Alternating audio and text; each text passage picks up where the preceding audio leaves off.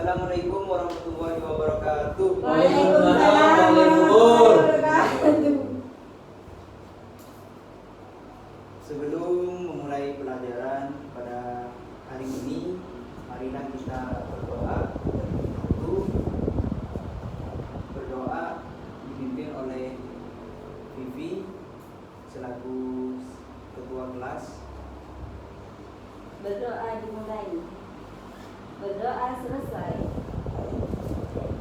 Hari ini Bapak akan memberikan pelajaran mengenai tentang kehidupan masyarakat di Indonesia pada masa Hindu-Buddha.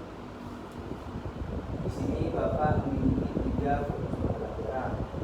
Pembelajaran yang pertama adalah kepercayaan yang ada di Indonesia sebelum masuknya Hindu dan Buddha. Kepercayaan yang ada di Indonesia sebelum masuknya Hindu Buddha adalah animisme dan dinamisme. Di sini anak-anak ada yang sudah mengetahui sebelumnya? Nggak tahu, Pak. Tak tahu. Baik, Bapak di sini akan memberikan sebuah penjelasan mengenai animisme. Animisme adalah kepercayaan kepada ruh-ruh nenek moyang yang dianggap memiliki kekuatan atau memiliki ruh-ruh tersebut disucikan sehingga dipercayai bahwasannya memiliki sebuah kekuatan. Wow. Sedangkan dinamisme adalah percaya kepada benda-benda yang dianggap memiliki kekuatan. Semisalnya contoh adalah keris yang dianggap memiliki kekuatan, maka keris tersebut diyakini atau dipercayai pada masa itu sebelum masuknya Hindu Buddha. Lanjut, yang kedua adalah proses masuknya agama Hindu Buddha di Indonesia. Di sini memiliki banyak teori tentang masuknya agama Hindu Buddha di Indonesia. Salah satunya yang pertama adalah teori Brahma. Di situ menyebutkan bahwasannya penyebaran agama Hindu Buddha ke Indonesia dilakukan oleh para Brahma atau tokoh-tokoh suci yang masuk ke Indonesia dan menyebarkan agama Hindu Buddha melalui tokoh-tokoh suci agama Hindu Buddha yang berasal dari India dan menjelaskan bahwasannya seperti ini agama Hindu Buddha.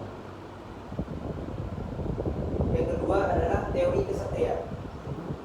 Teori kesatria tersebut adalah teori yang dilakukan oleh para bangsawan dari India yang terdiri dari atas prajurit. Dia datang ke Indonesia, para kesatria tersebut atau prajurit tersebut, dan membawa ajaran agama Hindu Buddha ke masyarakat dan menyebarkan sehingga bisa diterima. Yang kedua adalah teori Waisa. Teori Waisa ini adalah penyebaran agama Hindu Buddha dilakukan oleh para pekerja di India yang masuk ke Indonesia dan menjelaskan agama Hindu Buddha. Yang keempat adalah teori kesatria. Saya ulangi. Yang keempat adalah teori Sudra.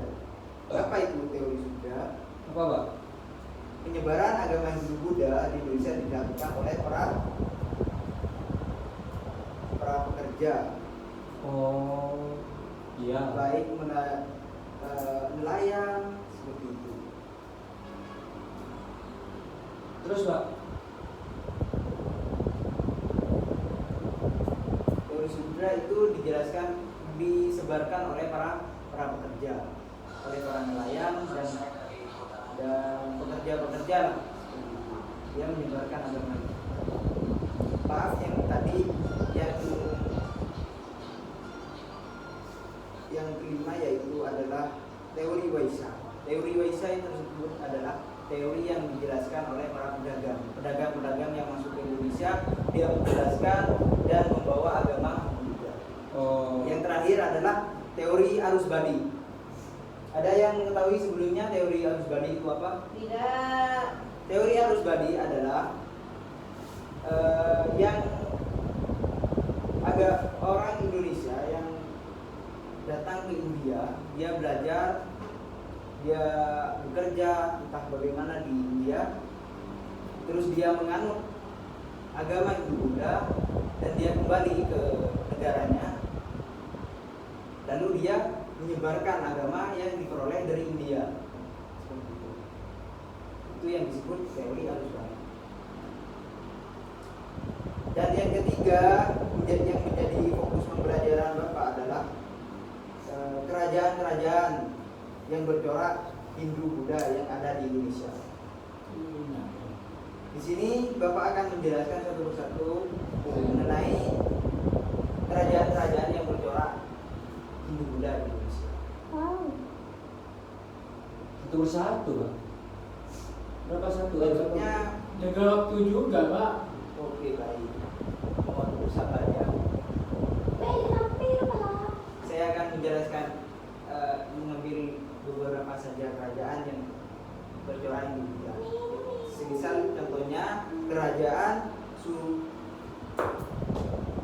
Salaka Negara yang berdiri pada tahun 130 sampai 358.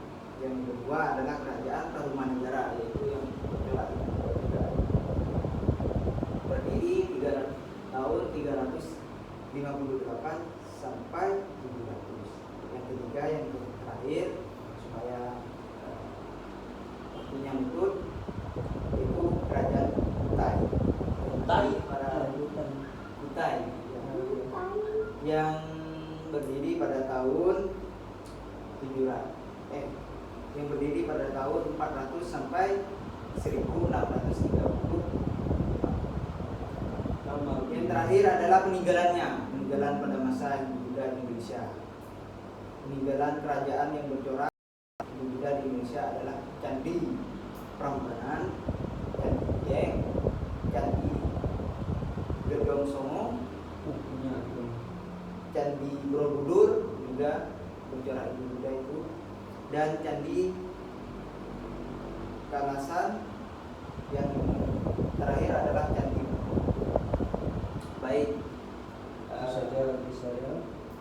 itu yang dapat Bapak jelaskan. Mungkin sampai sini ada yang kurang dimengerti atau bagaimana? Ngerti, Pak. Ditanyakan. Ngerti, keuangan. Kalau sudah paham mengenai pembelajaran kali ini tentang kehidupan masyarakat Indonesia masa Hindu Buddha dan sebelum masa Hindu Buddha itu masuk ke Indonesia, apa yang dianut atau yang diyakini, sudah mengerti semuanya. Baik, saya rasa cukup ya. Ya, Pak. Baik, terima kasih atas perhatiannya. Baik, Jika Pak. mendengarkan, kurang lebihnya saya mohon maaf. Wassalamualaikum warahmatullahi wabarakatuh. Waalaikumsalam warahmatullahi wabarakatuh.